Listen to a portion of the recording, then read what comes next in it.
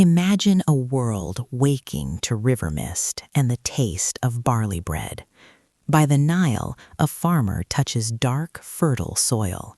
Along the Tigris and Euphrates, seeds are pressed into damp earth.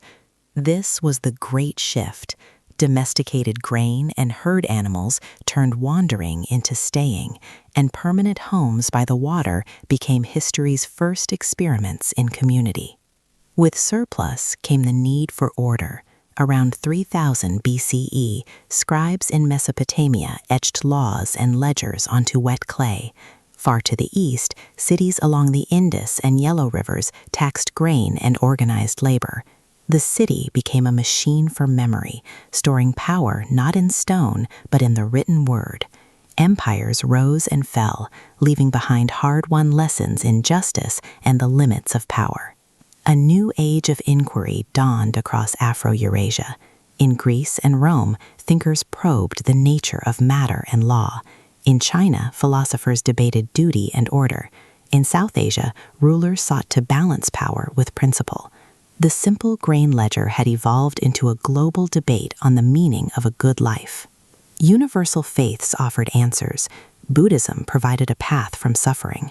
Christianity spoke of salvation through love, while Islam bound revelation to law and learning.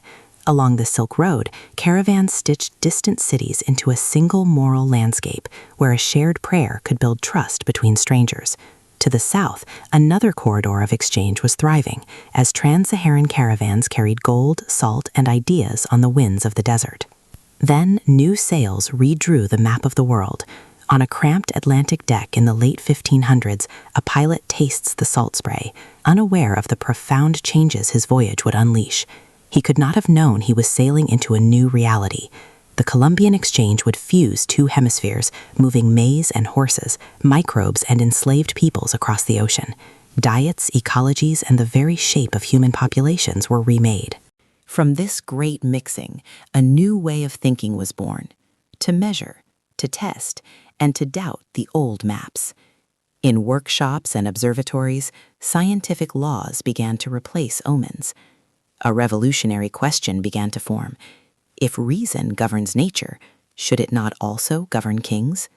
The answer erupted in rebellious colonies and European kingdoms, forging new definitions of rights, citizenship, and power.